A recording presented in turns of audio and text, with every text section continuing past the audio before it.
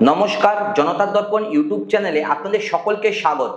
বন্ধুরা, ভিডিও শুরুতে একটা ছোট্ট ভিডিও ক্লিপ দেখার অনুরোধ থাকলো, কারণ ভিডিও ক্লিপটা না দেখলে আপনাদের বুঝতে হয়তো আজকের বিশ্লেষণটা একটু অসুবিধে হতে পারে।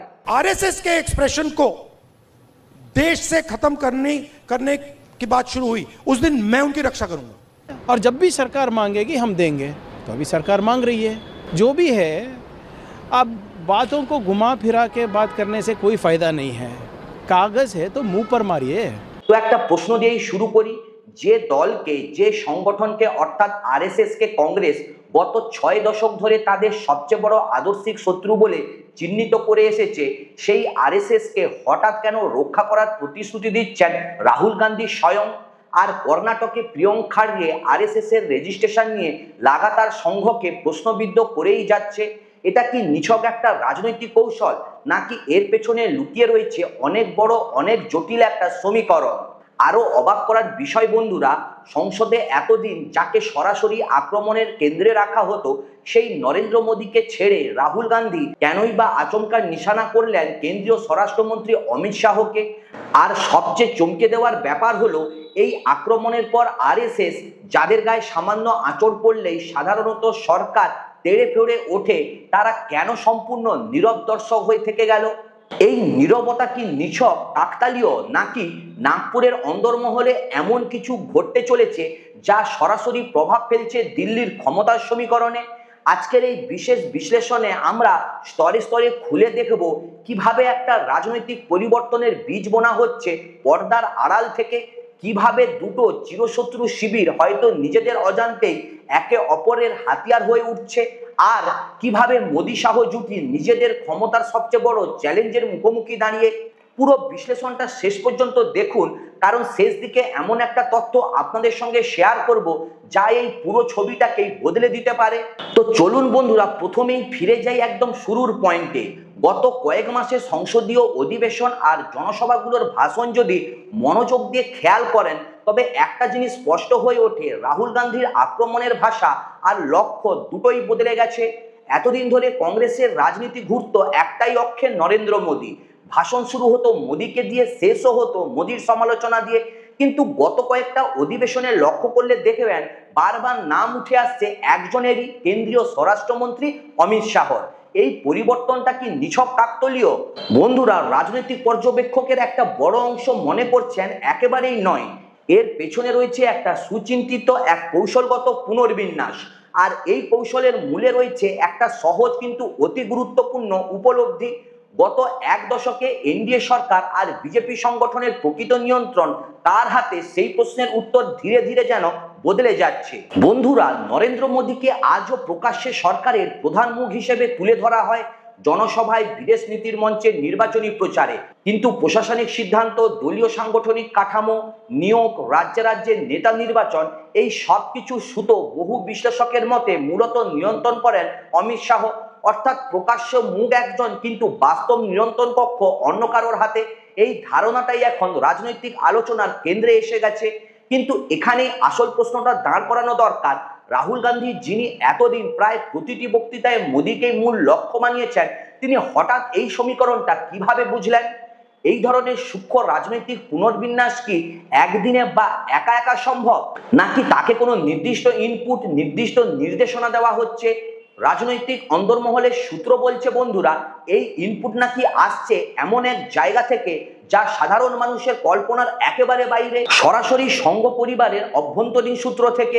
বার্তাটা নাকি খুব স্পষ্ট, মোদী শুধু একটা মুখ, প্রকৃত ক্ষমতার কেন্দ্রে শাহের হাত। যদি রাজনৈতিকভাবে অমিত শাহকে দুর্বল করে দেওয়া যায়, তাহলে গোটা কাঠামোই নড়বড়ে হয়ে পড়বে, কারণ প্রশাসনিক যন্ত্রের নিয়ন্ত্রণ তার হাতেই কেন্দ্রীভূত। আর ঠিক এই যুক্তি মেনে বিশ্লেষকদের দাবি অনুযায়ী রাহুল গান্ধী তার আক্রমণে তীর ঘুরিয়ে দিয়েছেন। সংসদে প্যালেট গান ব্যবহারের প্রশ্ন হোক, কিংবা কেন্দ্রীয় তদন্ত সংস্থার ব্যবহার নিয়ে অভিযোগ, প্রতি ইস্যুতে সরাসরি জবাবদিহিতা চাওয়া হচ্ছে স্বরাষ্ট্র মন্ত্রকের কাছে, অর্থাৎ অমিত শাহের কাছে। মোদীর নাম প্রায় উজ্জ্বল থেকে যাচ্ছে। এই পরিবর্তনটা রাজনৈতিক দিক থেকে অত্যন্ত তাৎপর্যপূর্ণ, কারণ ভারতীয় রাজনীতির প্রচলিত ধারা বলে ক্ষমতার প্রকৃত কেন্দ্রকে চিহ্নিত করে আঘাত করাই সব থেকে কার্যকর কৌশল। রাহুল গান্ধী যদি সত্যি বুঝে থাকেন যে অমিত শাহই আসল নিয়ন্ত্রণ কক্ষ, তাহলে তার এই কৌশলগত পরিবর্তন নিছক আবেগীয় নয়, এটা একটা হিসেব কষার রাজনৈতিক দাবার চাল। তো বন্ধুরা, এবার আসি দ্বিতীয় স্তরে, যেটা এই পুরো ভিডিওটা সবচেয়ে রহস্যময় অংশ। যখন রাহুল গান্ধী সংসদে একের পর এক প্রশ্নে অমিত শাহকে ঘিরে ধরছিলেন, জবাবদিহিতা চাইছিলেন, তখন আরএসএস কি করছিল?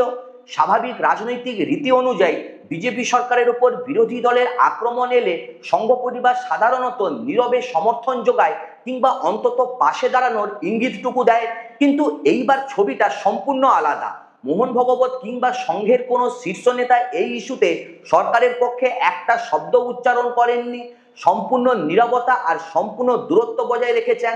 আর এই নীরবতার ঠিক পরপরই ঘটেছে দুটো লক্ষণীয় ঘটনা, যেগুলো আলাদা আলাদা করে দেখলে হয়তো গুরুত্বহীন মনে হবে, কিন্তু একসঙ্গে জোড়া দিলে একটা প্যাটার্ন স্পষ্ট হয়ে ওঠে। প্রথমত, দলের মধ্যে এমন কিছু প্রভাবশালী নেতা যারা ঐতিহাসিকভাবে অমিত শাহের ঘনিষ্ঠ বলয়ের অংশ বলে পরিচিত, তাদের প্রভাব ধীরে ধীরে সংকুচিত হচ্ছে বলে জল্পনা ছড়িয়েছে। সাংগঠনিক গুরুত্বপূর্ণ জায়গাগুলোতে তাদের ভূমিকা আগের মতো কেন্দ্রীয় থাকছে না বলে দলের অন্দরমহল থেকেই ইঙ্গিত আসছে। দ্বিতীয়ত, একই সময় এমন কিছু পুরনো অভিজ্ঞ নেতাকে সংগঠনের কাজে আবার সক্রিয় করার প্রবণতা দেখা যাচ্ছে, যারা এতদিন কিছুটা কোণঠাসা অবস্থায় ছিলেন। এই ধরনের রদবদলের পেছনে সংঘের সরাসরি ইচ্ছা কাজ করছে বলে দলীয় সূত্রের দাবি। প্রশ্ন হলো, কেন সংঘ হঠাৎ এই অবস্থানটা নিচ্ছে? এর উত্তর খুঁজতে গেলে ফিরে যেতে হবে গত এক দশকের রাজনৈতিক ইতিহাসে। আরএসএস এর প্রতিষ্ঠাগত দর্শনের মূল কথা ছিল সংগঠন ব্যক্তির ঊর্ধ্বে। কোনো একজন নেতা যিনি যতই জনপ্রিয়ই হোক না কেন সংগঠনের চেয়ে বড় হতে পারবে না, এটাই ছিল সংঘের ঐতিহাসিক নীতি। কিন্তু বন্ধুরা, গত এক দশকে বিজেপির রাজনৈতিক বয়ানে ব্যক্তিকেন্দ্রিকতা এমন জায়গায় পৌঁছেছে যে নির্বাচনী প্রচার থেকে শুরু করে সরকারি প্রকল্প পর্যন্ত সবকিছুর কেন্দ্রে থাকছে একটি বা দুটি মুখ। সংঘ পরিবার যারা নিজেদের সাংগঠনিক শৃঙ্খলার জন্য পরিচিত, তাদের কাছে এই প্রবণতাটা একেবারেই স্বস্তিদায়ক নয়। এর সঙ্গে যুক্ত হয়েছে আরেকটা উদ্বেগ, দেশের যুব সমাজের মধ্যে ক্রমবর্ধমান অসন্তোষ। কর্মসংস্থান, শিক্ষা, আর্থসামাজিক নীতি নিয়ে বিভিন্ন সময় ছাত্র যুব আন্দোলনের যে ঢেউ দেখা গেছে, তা সংঘের অভ্যন্তরে একটা উদ্বেগের জন্ম দিয়েছে বলে ধারণা করা হচ্ছে। কারণ বন্ধুরা, সংঘের বহু বছরের পরিশ্রম আর সাংগঠনিক বিনিয়োগ কোনো একটি নেতৃত্বের স্বল্পমেয়াদী রাজনৈতিক সাফল্যের জন্য একেবারেই ছিল না, বরং দীর্ঘমেয়াদী আদর্শিক প্রভাব বিস্তারের জন্যই ছিল। যদি বর্তমান নেতৃত্বের জনপ্রিয়তা কমতে থাকে বা প্রশাসনিক ব্যর্থতার দায় সংঘের ওপর বর্তায়, তাহলে সেই দীর্ঘমেয়াদী লক্ষ্যটা বিপন্ন হতে পারে। এইসব কারণের জন্যই সংঘ সচেতনভাবে সরকারের পাশ থেকে সরে দাঁড়িয়ে নিজেদের একটা নিরাপদ দূরত্ব বজায় রাখছে। এটা সরাসরি বিরোধিতা নয়, কিন্তু একটা স্পষ্ট একটা বার্তা, তোমাদের সংকট তোমাদেরই সামলাতে হবে, আমরা আজ নিঃশর্ত ঢাল হয়ে দাঁড়াবো না। সংঘের ভেতরে জমে থাকা এই ক্ষোভের একটা গভীর পুরনো শিকড় আছে, যেটা না বুঝলে গোটা ছবিটাই আপনাদের কাছে অসম্পূর্ণ থেকে যাবে। বন্ধুরা, কিছুদিন আগে অযোধ্যার রাম মন্দির ট্রাস্টের অর্থ ব্যবস্থাপনা নিয়ে একাধিক অভিযোগ সামনে আসে। ট্রাস্টের সঙ্গে যুক্ত শীর্ষ পদাধিকারীদের বিরুদ্ধে আর্থিক অনিয়মের অভিযোগ ওঠে, যা নিয়ে ব্যাপক জনসমালোচনা শুরু হয়। এই ধরনের একটা স্পর্শকাতর ধর্মীয় রাজনৈতিক প্রতিষ্ঠান নিয়ে বিতর্ক তৈরি হওয়ার পরেও কেন্দ্রীয় সরকারের শীর্ষ নেতৃত্ব অর্থাৎ নরেন্দ্র মোদী এবং অমিত শাহ এই বিষয়ে প্রকাশ্যে কার্যত নীরব ভূমিকা পালন করেন। সংঘ পরিবারের কাছে বন্ধুরা, এই নীরবতাটাই ছিল গভীর হতাশার কারণ বন্ধুরা, রাম মন্দির আন্দোলন কেবল একটা রাজনৈতিক প্রকল্প একেবারেই ছিল না, এটা ছিল সংঘ ও তার অনুসারী সংগঠনগুলোর কাছে কয়েক দশকের আদর্শিক লড়াইয়ের চূড়ান্ত পরিণতি। যখন সেই প্রকল্পের সঙ্গে যুক্ত প্রতিষ্ঠানের বিরুদ্ধেই আর্থিক অনিয়মের প্রশ্ন ওঠে আর সরকার তা নিয়ে সক্রিয় প্রতিক্রিয়া দেখায় না, তখন সংঘের অভ্যন্তরে এই বার্তাটাই স্পষ্ট হয়, সংকটের সময় সরকার তাদের পাশে দাঁড়ায়নি। সংঘের ঘনিষ্ঠ মহলের একটা যুক্তি নাকি এই রকম, যখন আমাদের প্রতিষ্ঠানের ওপর প্রশ্ন উঠেছিল তোমরা চুপ ছিলে, আজ যখন রাহুল গান্ধী তোমাদের ঘিরে ধরছেন তখন আমরাও নীরব থাকবো। এই এক লাইনের যুক্তিই বন্ধুরা যেন গোটা পরিস্থিতির সারমর্ম ব্যাখ্যা করে দেয়। আর ঠিক এই ফাঁকটাই কাজে লাগিয়েছেন বলে ধারণা করা হচ্ছে রাহুল গান্ধী। সম্প্রতি তার একটা বক্তব্য রাজনৈতিক মহলে ব্যাপক আলোড়ন সৃষ্টি করে।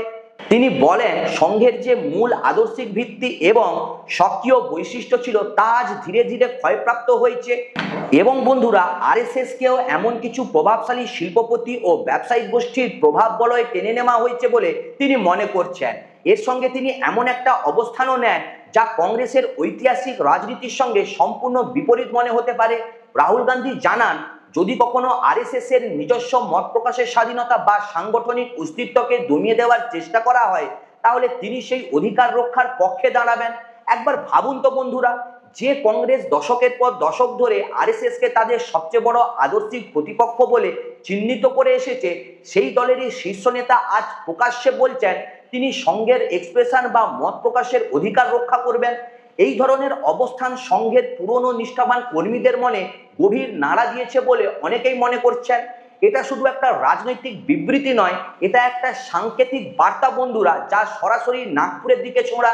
বন্ধুরা, এখানেই কংগ্রেসের কৌশলের দ্বিতীয় এবং অনেক বেশি ধারালো দিকটা সামনে আসে। যদি একদিকে রাহুল গান্ধী সংঘের প্রতি সহানুভূতির বার্তা পাঠান, তাহলে অন্যদিকে দলেরই আরেক নেতা কর্ণাটকের স্বরাষ্ট্রমন্ত্রী প্রিয়াঙ্ক খার্গে ঠিক উল্টো পথে হেঁটে চাপ তৈরি করছেন। প্রিয়াঙ্ক খার্গে আরএসএস কে ঘিরে এমন একটা প্রশ্ন সামনে এনেছেন যা সংগঠনটির জন্য ঐতিহাসিকভাবেই একটা স্পর্শকাতর জায়গা, সংগঠনের আইনি নিবন্ধন এবং আর্থিক স্বচ্ছতা। আরএসএস বন্ধুরা বহু বছর ধরে নিজেদের একটা সাংস্কৃতিক সংগঠন হিসেবে পরিচয় দিয়ে আসছে এবং তাদের আয় ব্যয়ের হিসাব সর্বসাধারণের সামনে প্রকাশ্যে আনার প্রশ্নে সংগঠনটি সবসময় একটা নির্দিষ্ট দূরত্ব বজায় রাখে।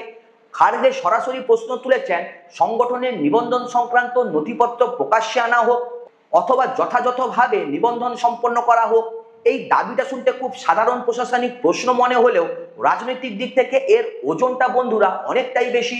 কারণ বন্ধুরা, এই ধরনের প্রশ্ন সংগঠনের আইনি অবস্থান এবং স্বচ্ছতা নিয়ে জনমননে সন্দেহ তৈরি করতে পারে, যা দীর্ঘমেয়াদে সংগঠনটির জন্য প্রশাসনিক জটিলতার কারণ হয়ে দাঁড়াতে পারে।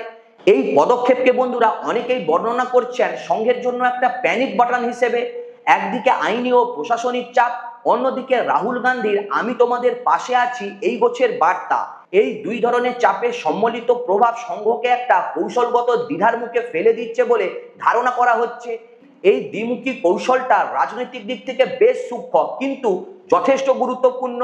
একদিকে চাপ প্রয়োগ করে সংগঠনকে একটা প্রতিরক্ষামূলক অবস্থানে ঠেলে দেওয়া, অন্যদিকে সেই একই সময় একটা নিরাপদ আশ্রয়ের প্রস্তাব দেওয়া। এই দুয়ের সমন্বয় সংগঠনের ভেতরে এই প্রশ্ন জোরালো হতে পারে যে বর্তমান বিজেপি নেতৃত্বের সাথে সম্পর্ক অটুট রাখা আদৌ তাদের দীর্ঘমেয়াদী স্বার্থের অনুকূল কিনা। বন্ধুরা, এই মুহূর্তে একটু ইতিহাসের দিকে তাকানোটা যথেষ্ট জরুরি, কারণ কংগ্রেস আর আরএসএস এর সম্পর্ক কখনোই একরৈখিক ছিল না, যেমনটা আজকের রাজনৈতিক বয়ানে প্রায়ই দেখা যায়। স্বাধীনতার পরে ভারতে কংগ্রেস আর সংঘ পরিবার আদর্শিকভাবে পরস্পর বিরোধী অবস্থানে ছিল ঠিকই, কিন্তু ইতিহাসে এমন একাধিক মুহূর্ত আছে যেখানে দুই শিবিরের মধ্যে অপ্রত্যাশিত সমন্বয় বা পারস্পরিক স্বার্থের মিলও দেখা গেছে। জরুরি অবস্থার সময় বিরোধী জোটে আরএসএস ঘনিষ্ঠ সংগঠন এবং কংগ্রেস বিরোধী শক্তির একত্রিত হওয়া, কিংবা পরবর্তীকালে বিভিন্ন রাজ্যের স্থানীয় স্বার্থে অলিখিত সমঝোতা, এই ধরনের ঘটনা ভারতীয় রাজনীতিতে একেবারে নতুন নয়। রাজনীতিতে এক ধরনের চিরন্তন সত্য আছে, শত্রু শত্রু বন্ধু। যখন কোনো একটি শক্তিশালী কেন্দ্র অতিরিক্ত শক্তিশালী হয়ে ওঠে, তখন তার প্রতিদ্বন্দ্বী এবং তার নিজস্ব সমর্থক শিবিরের মধ্যে এক ধরনের অস্বস্তি তৈরি হতেই শুরু করে। আজকের প্রেক্ষাপটে যদি সত্যি সংঘের অভ্যন্তরে মোদী শাহ জুটির ক্রমবর্ধমান কর্তৃত্ব নিয়ে অস্বস্তি তৈরি হয়ে থাকে, তাহলে রাহুল গান্ধীর এই কৌশল একেবারে অস্বাভাবিক কিছুই নয়, বরং একটা ধ্রুপদী রাজনৈতিক বাস্তববাদের একটা জ্বলন্ত উদাহরণ। এখানে আরো একটা গুরুত্বপূর্ণ দিকও রয়েছে বন্ধুরা। আরএসএস নিজেকে সবসময় বিজেপির চেয়ে বড়, দীর্ঘস্থায়ী এবং আদর্শিকভাবে স্বতন্ত্র সংগঠন হিসেবে তুলে ধরতে চায়। বিজেপি তাদের কাছে একটা রাজনৈতিক হাতিয়ার মাত্র, যা সংঘের সামাজিক সাংস্কৃতিক লক্ষ্য অর্জনের একটা মাধ্যম। কিন্তু যখন সেই হাতিয়ারই সংগঠনের চেয়ে বড় হয়ে ওঠে, যখন দলের সিদ্ধান্ত সংঘের পরামর্শ ছাড়াই নেওয়া শুরু হয়, তখন সংঘের অভ্যন্তরে স্বাভাবিকভাবে একটা প্রশ্ন ওঠে, আমরা কি প্রকৃতপক্ষে নিয়ন্ত্রণকারী নাকি নিয়ন্ত্রিত? এই প্রশ্নটাই বন্ধুরা বিশ্লেষকদের মতে আজকের রাজনৈতিক পরিস্থিতির প্রকৃত চালিকা শক্তি। আর রাহুল গান্ধীর কৌশল সেই অভ্যন্তরীণ প্রশ্নটাকেই কাজে লাগানোর একটা বড় প্রচেষ্টা। তো বন্ধুরা, এখন স্বাভাবিকভাবেই প্রশ্ন এসে যায়, মোদী এবং শাহ কি এই রাজনৈতিক পরিস্থিতি সম্পর্কে অবগত নন? উত্তরটা হলো অবশ্যই তারা অবগত। ভারতীয় রাজনীতিতে মোদী শাহ জুটির সাংগঠনিক দক্ষতা এবং কৌশলগত প্রজ্ঞা সম্পর্কে কোনো সন্দেহ নেই। সংঘের ভিতরে তৈরি হওয়া অস্বস্তি, রাহুল গান্ধীর কৌশলগত পরিবর্তন এবং বিরোধী দলের সমন্বিত চাপ, এই সব কিছুরই তাদের নজরের বাইরে থাকার সম্ভাবনা একেবারেই কম। এই পরিস্থিতি মোকাবিলায় বন্ধুরা বিজেপি নেতৃত্ব ইতিমধ্যে বিকল্প কৌশল প্রস্তুত করতে শুরু করেছে। এই বিকল্প কৌশলের মধ্যে থাকতে পারে সংঘের সঙ্গে সরাসরি সংলাপ বাড়ানো, সাংগঠনিক পর্যায়ে পুরনো, বিশ্বস্ত এবং সংঘঘনিষ্ঠ নেতাদেরকে আরো গুরুত্ব দেওয়া এবং প্রকাশ্যে এমন কিছু পদক্ষেপ নেওয়া যেটা সংঘের উদ্বেগ প্রশমিত করতে সাহায্য করবে। পাশাপাশি অযোধ্যা ট্রাস্ট সংক্রান্ত বিতর্কের মতো স্পর্শকাতর ইস্যুতেও সরকার হয়তো আগামী দিনে আরো সক্রিয় ভূমিকা নিতে পারে, যাতে সংঘের মধ্যে তৈরি হওয়া আমাদের পাশে দাঁড়াওনি গোছের ধারণাটা সম্পূর্ণ মুছে ফেলা যায়। রাজনৈতিক মহলে এই সম্ভাব্য পাল্টা কৌশলকেই অনেকে বলছেন মোদী শাহ জুটির প্ল্যান বি। তবে এই প্ল্যান বি বাস্তবে কতটা কার্যকর হবে তা নির্ভর করছে বেশ কয়েকটা বিষয়ের ওপর। সংঘের আভ্যন্তরীণ অসন্তোষ ঠিক কতটা গভীর, রাহুল গান্ধীর কৌশল আদৌ কতদূর ফলপ্রসূ হচ্ছে এবং সবচেয়ে গুরুত্বপূর্ণ, আগামী নির্বাচনী রাজনীতিতে এই সমীকরণ কিভাবে প্রতিফলিত হয়। এই প্রশ্নগুলোর উত্তর বন্ধুরা সময়ই দেবে। তো বন্ধুরা, এবারে চলুন পুরো ছবিটা একসঙ্গে জোড়া দিয়ে দেখি। সংঘের সম্ভাব্য লক্ষ্য বিজেপি ও সরকারের ওপর থেকে যে কোনো একক ব্যক্তি বা জুটির অতিরিক্ত নিয়ন্ত্রণ কমিয়ে সাংগঠনিক ভারসাম্য পুনঃপ্রতিষ্ঠা করা এবং নিজেদের ঐতিহাসিক প্রভাব পুনরুদ্ধার করা। রাহুল গান্ধী ও কংগ্রেসের সম্ভাব্য লক্ষ্য কেন্দ্রীয় ক্ষমতার শীর্ষ নেতৃত্বকে রাজনৈতিকভাবে দুর্বল করা এবং সংঘের অভ্যন্তরীণ অসন্তোষকে নিজেদের রাজনৈতিক সুবিধায় ব্যবহার করা। জেনে হোক বা অজান্তে হোক, এই দুই ঐতিহাসিক প্রতিপক্ষ শিবির আজ যেন একে অপরের কৌশলগত হাতিয়ার হয়ে উঠেছে। রাহুল গান্ধীর সাম্প্রতিক বক্তব্য কোনো আকস্মিক আবেগের বহিঃপ্রকাশ একেবারে নয়। পর্দার আড়ালে কাজ করছে একটা সুচিন্তিত রাজনৈতিক পরিকল্পনা, যেখানে প্রিয়ঙ্কা খাড়গে থেকে শুরু করে কংগ্রেসের শীর্ষ নেতৃত্ব পর্যন্ত সবাই নিজ নিজ ভূমিকা পালন করে যাচ্ছেন। আর অন্যদিকে মোদী শাহ জুটিও এই পরিস্থিতি সম্পর্কে সম্পূর্ণ ওয়াকিবহাল এবং তারাও নিজেদের পাল্টা কৌশল প্রস্তুত করছেন বলে ইঙ্গিত পাওয়া যাচ্ছে। আগামী দিনে এই দুই কৌশলের সংঘাত ভারতীয় রাজনীতিকে ঠিক কোন দিকে নিয়ে যায় সেটাই এখন দেখার বিষয়। আপনাদের কি মনে হয় বন্ধুরা, রাহুল গান্ধীর এই নতুন কৌশল কি সত্যিই বিজেপি সঙ্গ সম্পর্কের সমীকরণ বদলে দিতে সক্ষম হবে, নাকি মোদী শাহ জুটি তাদের পাল্টা কৌশল দিয়ে এই পুরো পরিকল্পনাকে নাস্যাৎ করে দেবেন? নিচে কমেন্ট সেকশনে আপনার মতামত লিখে জানান। ভিডিওটি ভালো লাগলে অবশ্যই লাইক, কমেন্ট এবং শেয়ার করবেন আর চ্যানেলটিকে সাবস্ক্রাইব করে পাশে থাকবেন। সুস্থ থাকবেন, ভালো থাকবেন, দেখা হচ্ছে পরের ভিডিওতে। নমস্কার।